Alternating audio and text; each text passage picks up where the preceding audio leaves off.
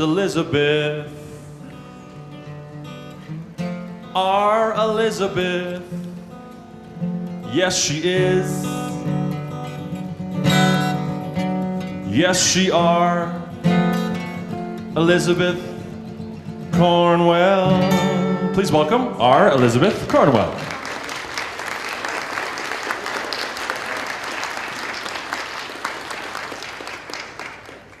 You guys having a good time? Before I start my talk, I just wanted to say that this has been a terrific TAM. Even though it's my fourth TAM, it feels like I'm a first TAMer because I'm usually working. My boss, some of you may know of him, he's a zoologist in Oxford, written a couple books. Some people have heard him. But anyway, this has been terrific, and I'm so appreciative of James Randi and DJ Grothe and the entire JREF staff for the tremendous job they do at this conference, and it's wonderful to be with such a great group of people. I also wanted to mention just briefly how impressed I was with Jamie Ian's Swiss talk this morning. And it gave me a lot to think about, and I hope it gave all of you a lot to think about.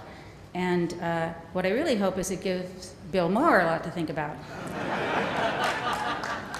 So anyway, so I'm going to be talking a little about social networks, and you may wonder what an evolutionary psychologist knows about networking. I'm sure my web staff is interested in knowing what I know about networks. But I'm hoping I can convince you I know something. So in biology, things really make sense when framed within an evolutionary context. I mean, things like reasons for the mating of the Amazonian milk toad. And if we are out for a drink, I can explain these things to you, and you won't shut me out, trust me. So don't get me started unless you really want a conversation about the sex life of Amazonian milk toads. But the secretion of garden eels, and why reindeer hooves click, and why male seahorses are always going to be single parents. All these things become transparent, which when we look at it through the Darwinian lens, which is the beauty of Darwin's theory of natural selection. And so when I get a little stressed out, which happens now and again, I tend to go back to reading articles and books that are in the natural sciences, especially in the biological sciences. And it's because it makes kind of sense out of chaos. But there's one species in particular that really is confounding when trying to explain behavior from an evolutionary perspective. And that's us. I hope I have not offended anyone from Minnesota. So, I mean, we are an odd species. We think abstractly. We possess very complicated technology. We have an intelligence that can explore the things from the minutiae of the atom to the great expanse of the universe. We understand how all of life is connected. We're all related. Our DNA shows we're related to every living thing on this planet. We have created medicines and treatments for diseases and genetic disorders that our ancestors thought were caused by demons or sin. Now, all of our accomplishments as a species has been dependent on the evolution of language. But it was, that's how it happened, you know. We finally figured it out. But it was the development of record keeping, of writing, which was actually for commercial use. Again, it's the accountants, that we began this long journey to present information technology. And information technology has come a long way from simple record keeping. It's developed in various ways, from writing, texting, emails, tweets, and phone. We can also throw in some other forms of media, print media, electronic media, art, literature, music, dance, film, and theater. All these are forms of communication that take advantage of the human intellect and its ability to create meaning and the desire to be understood. But with the rise of information technology, especially in the last 10, 15 years, it's come at a cost. We lose some important components of communication when we are no longer face-to-face. Now, in some communications, it may not be important, especially communications that make up for the loss of nonverbal transmission by making a pronounced effort to communicate clearly. So for books, for example, a talented author will labor extensively to be understood, to make clear his or her meaning. Charles Darwin was one such author. He labored over his writings to clarify his thoughts to his audience. But as communication technology has advanced, there seems to be an inverse relationship on clarity of thought. Using fast communication devices tends toward terse, short sentences that can be misinterpreted easily as curt, rude, or disrespectful. Let me expand on that. We live in an environment where speed of transmission has overridden the need to carefully compose our communications. We become impatient if someone does not respond to a text, email, or voicemail within a short amount of time, and we expect ourselves to respond quickly to such communications.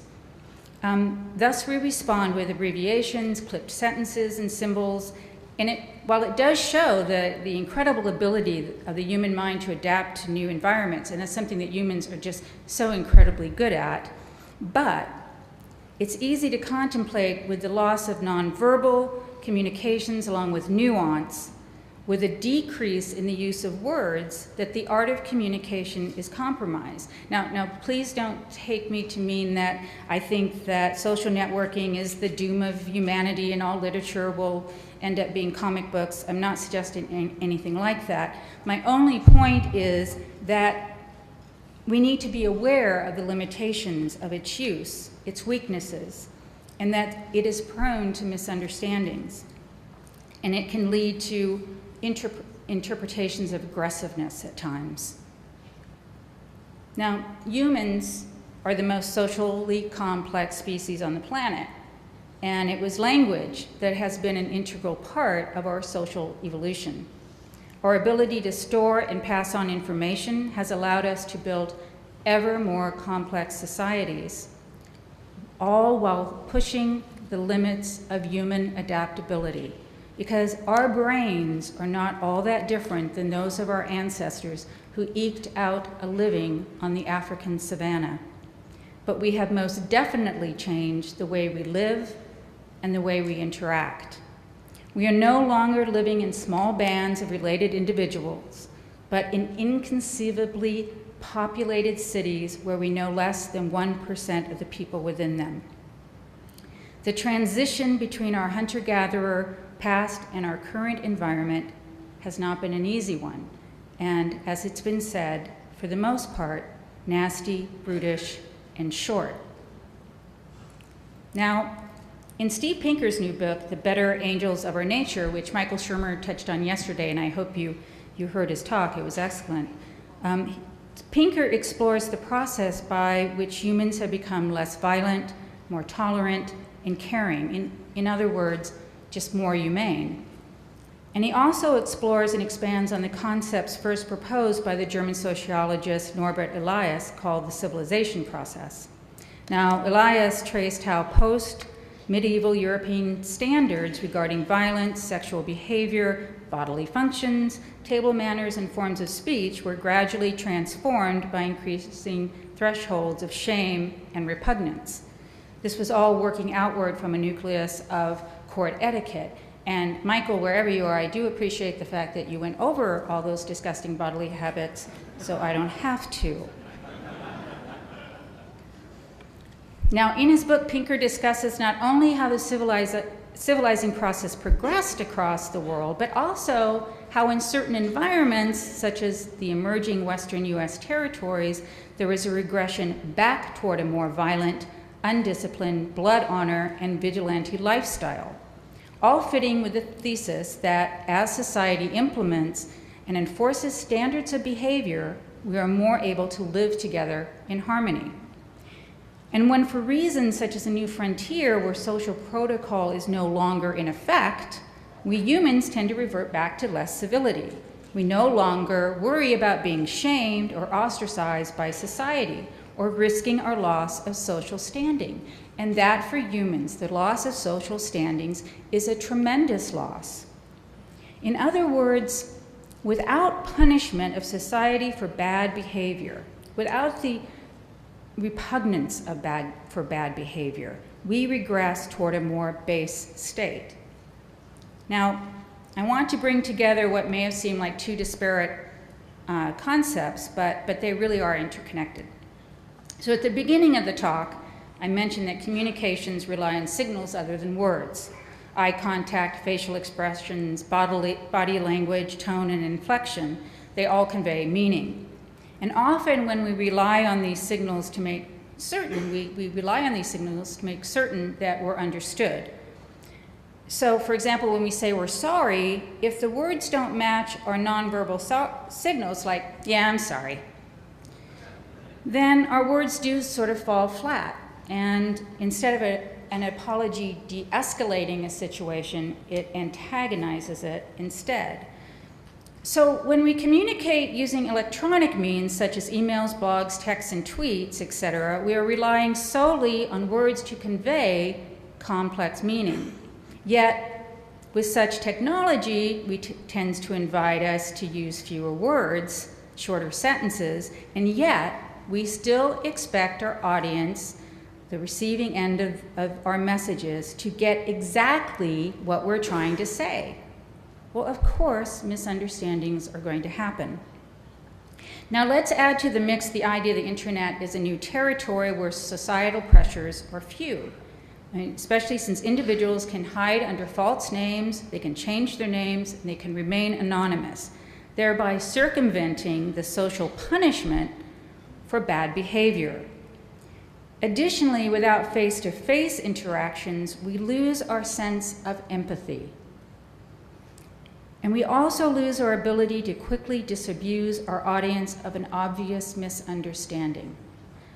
Now, losing the lack of empathy is important because when we're talking to someone face-to-face and we see that they're in distress, most of us know to back off.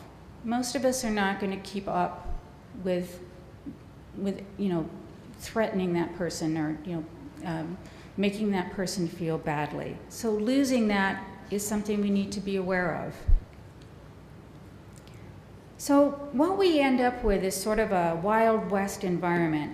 Violence in the form of threats, bullying, and vigilante posses bubble up across blogs and tweets and other form of social networking. And this phenomenon can be understood when we apply Elias's theory of the civilizing process to the internet. Now, cyberbullying has a real dark reality to it, with young people such as Megan Meyer and Jamie Rodemeyer giving up all hope after relentless bullying and taking their own precious lives to finally end their torment. And in a study of young people by Samir Hinduja, I hope I didn't slaughter that, and Justin Patchen, they found that 20% of respondents reported seriously thinking about attempting suicide. All forms of bullying were significantly associated with increases in suicidal ideation. Cyberbullying victims were almost twice as likely to have attempted suicide compared to youths who had not experienced cyberbullying. And this is interesting. Those who commit bullying are also at higher risk of suicide. Now, as the issue of cyberbullying comes into the public sphere, it's being discussed and debated concerning what to do. The awareness too, although we can't confirm this, it's too early to confirm with any kind of data, but it possibly could facilitate a downward trend because of social disapproval. But also states are also imposing anti-bullying legislation, at least in terms of children, in response to some of these tragic outcomes. But cyberbullying doesn't stop at the end of adolescence, and it doesn't take long to find examples of flaming, trolling, threats of violence, or even organized attacks across blogs and tweets in the adult world. Now, the root causes of uncivilized behaviors are in part the same as we see in adolescent cyberbullying. Narcissistic tendencies, low self-esteem, false self-esteem, imagination of power, these are all reflected in the personality of the bully and his or her henchmen. Now, there are relatively few studies on adult cyberbullying or issues of civility on the internet, as it's a pretty recent phenomenon. But the few that do exist suggest that there's a strong tendency on hotly debated issues, such as the example of politics, things like aggressiveness, certainty, angry assertions, insults, and the attempt to humiliate opponents. Is any of this hitting a chord? So now the CDC has initiated more research in the area and labeled the problem as electronic aggression, giving it a broader name. And for the most part, again, studies focus on children and adolescents. But really, it would be a mistake to end it there. Now, psychologists have had little time to develop comprehensive theories on electronic aggression, but certainly the decades of research on bullying in general provide some sound building blocks. But I want to propose that the internet offers a unique environment that perhaps exacerbates the problems, especially for individuals who are prone to bullying or prone to being what we call henchmen, which are the kind of friends of bullies that help the bully along. There is evidence of a positive correlation between narcissistic personality disorder, and which is called NPD, and electronic aggression. And additionally, the internet can provide, and this is narcissistic personality kind of feeds off this kind of thing, provides a false sense of one's own self-worth. And by the people who they found had tended toward narcissistic personality issues, they were just counting the number of friends they had on Facebook or the number of comments they had on their blogs as being measuring their success, measuring their social status, measuring who they are as an individual and their contributions. And then when faced with any criticisms or non-support, the narcissistic person can react angrily and aggressively. So in other words, the internet, unlike the real world, can provide, much more easily provide, a false sense of importance and an overestimate of contributions to society, as well as bolstering the false sense of self-esteem. And in some cases, it may even cause kind of what we call acquired NPD, which we might see with brand new stars that make their way. They, kind of not accustomed to the fame and become narcissistic. It's acquired and not necessarily something that they, not a genetic cause. But when narcissists, when their self-esteem is threatened, the individual lashes out and goes on the attack. And such attacks will include threats of harm, vilifications, especially of anyone who kind of commits the offense of either ignoring them or criticizing them. The other thing that the internet does that is unique is that it brings people of various abilities, expertise, education, and backgrounds together on a single topic. Now, the narcissist will tend to identify him or herself as part of the high status group, the people who are very knowledgeable on the topic, the people who have the education or the expertise in a particular area. Yet, at the same time, the narcissist will feel threatened by these high status individuals because the high status individual, if they were to meet face to face, they'd be kind of found out, right? So the narcissist actually does understand that they have kind of a false self-esteem there, that they don't really have what they wish or try to project that they have in terms of talent or education or knowledge. So the narcissist will use electronic aggression to act out against those people in higher status, and not really through any kind of valid discussion, but by personal attacks. Now, most of us do not engage in such bullying. We have better awareness, empathy, control, and we engage in contemplation as to how our words might affect, aggravate, hurt an individual. And just as we check our words in cyberspace just as we would check our words in our personal space, in our public space. We care about people, and that's generally the majority of people, but it doesn't take but a few to kind of ignite some of, electronic aggression. So social networks, I mean, they're still nascent and reflect, as I said, a bit of the Wild West. But I suggest as it evolves, it will go through a civilizing process. Now, for example, in the 70s, some of you remember the 70s, I certainly don't. Sorry, I'm just taking this from my history book. It would have seemed rude to ask someone not to smoke in your own home. And even if you were a non-smoker, it was just common, people smoked in your home. But today, it's considered a common courtesy for smokers to step outside if they must smoke, although obviously not in casinos in Las Vegas. But those people who don't smoke now feel it is within their right to keep their home smoke-free. And no reasonable person would accuse the homeowner of denying someone his or her freedom by asking them to step outside to smoke. Well, it's also the same with if somebody came to your party and they were obnoxious and aggravating your other party guests and just being a pain, the host would have a right to ask that guest to leave. And no one would accuse the host of denying that person their freedom of speech because they asked them to leave the party. So I think you know where I'm going with this. So how do we create a more civilized internet, a more civilized social network? Well, I'm not saying that we have the answer, but at RDF we do moderate our discussions and comments. And we do take the view that RDNet is our home, and we want people to feel comfortable in expressing their opinions. And so we do our best to keep out trolls and individuals who resort to less than reasonable discussion. And we don't just constantly look for comments. Nobody has time for that.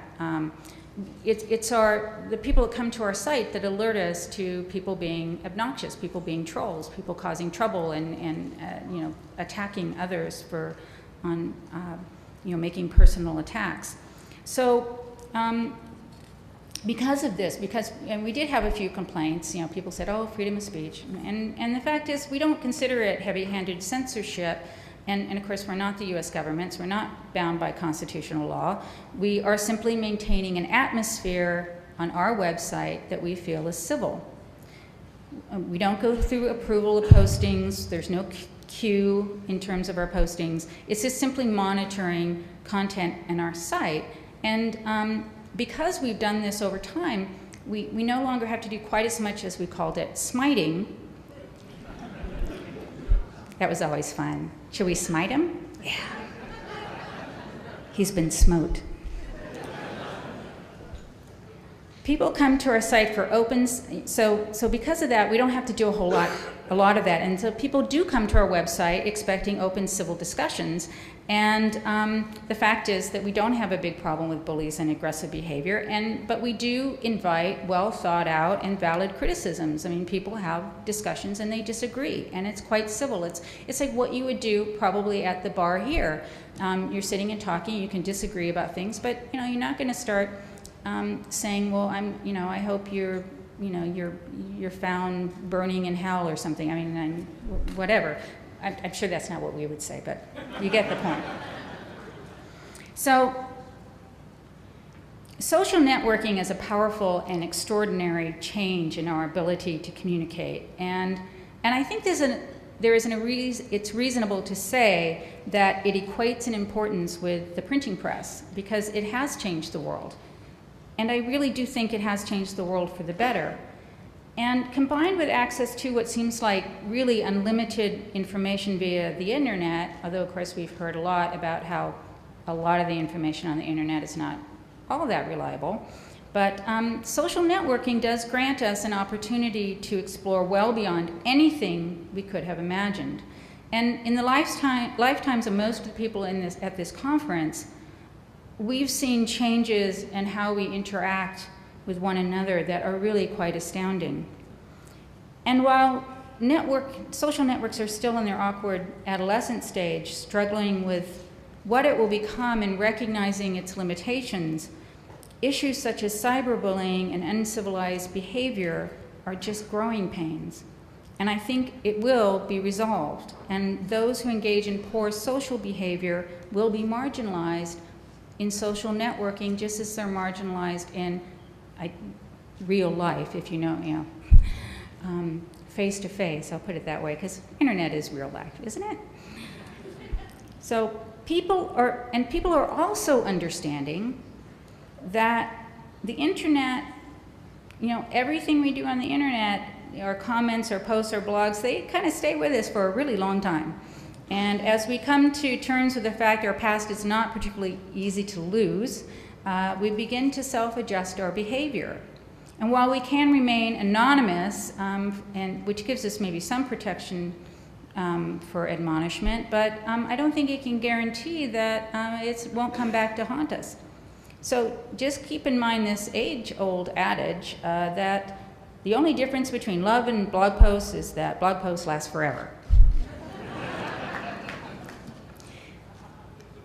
So in closing,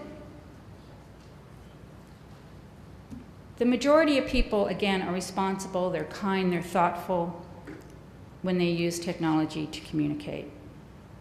And I think we've all had experiences where there have been misunderstandings with text messages and things, and we have allowances for people. And I want to go back to what Jamie said this morning, of the importance to understand we're all human. I don't think there's anyone in this world that hasn't said something really stupid. I mean, we've all said something stupid. We've all said something that we regret. We've all said something that we kind of wish would just disappear into the fog of time. And before now, that usually is what happened. Unless you happen to be someone that the press followed, the things we said sort of disappeared. But now, people can and do judge an individual by one post, one tweet, one article. We make entire judgments on people based on one thing that they did. And none of us would want that. None of us would want to be judged on the one stupid thing that we said. And I think Jamie's point of being humane, as skeptics, being a skeptic doesn't mean we can't be humane, that we can't recognize that we're all fallible, that we're all struggling. We all just try to make it through this world the best we can and do the best we can. And I think we need to have allowances for one another. And I'm hoping that the internet will reflect this. And I'm hoping that this community in particular can lead that charge. And I think we can. So in closing, I just want to say thank you again. And I really do think the issues of uncivilized behavior will dissipate. And I just want to say, please network wisely and be human. Thank you.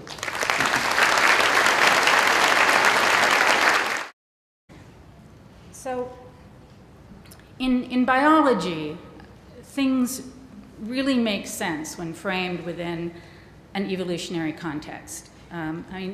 Things like reasons for the mating of the Amazonian milk toad. And if we are out for a drink, I can explain these things to you, and you won't shut me out, trust me.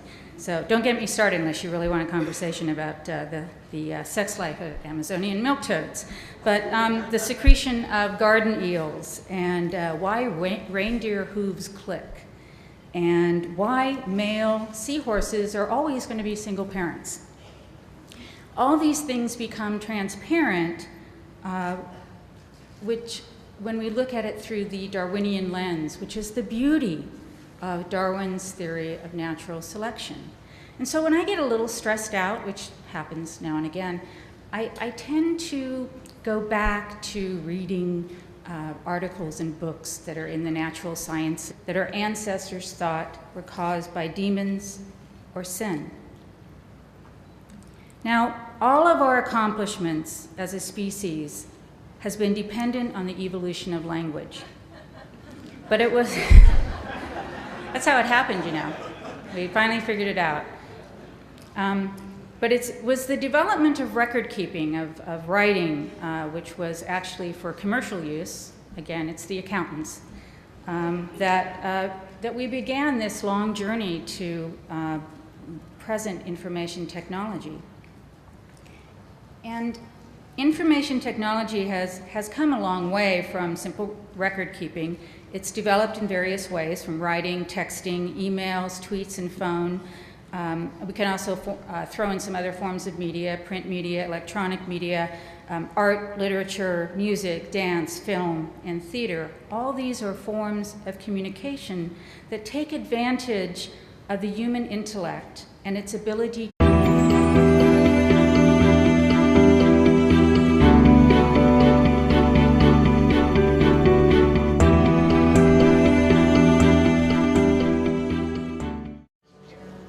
is Elisabeth,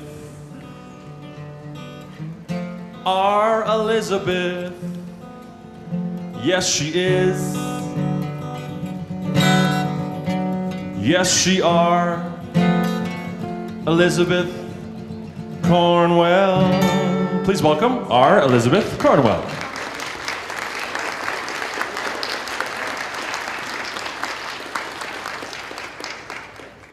You guys having a good time? Before I start my talk, I just wanted to say that this has been a terrific TAM. Even though it's my fourth TAM, it feels like I'm a first TAMer because I'm usually working. My boss, some of you may know of him, he's a zoologist in Oxford, especially in the biological sciences. And it's because it makes kind of sense out of chaos. But there's one species in particular that really is confounding when trying to explain behavior from an evolutionary perspective. And that's us. I hope I have not offended anyone from Minnesota. So, I mean, we are an odd species. We think abstractly. We possess very complicated technology. We have an intelligence that can explore the things from the minutiae of the atom to the great expanse of the universe. We understand how all of life is connected. We're all related. Our DNA shows we're related to every living thing on this planet. We have created medicines and treatments for diseases and genetic disorders. Written a couple books. Some people have heard it. But anyway, this has been terrific, and I'm so appreciative of James Randi and DJ Grothe and the entire JREF staff for the tremendous job they do at this conference, and it's wonderful to be with such a great group of people. I also wanted to mention just briefly how impressed I was with Jamie Ian's Swiss talk this morning.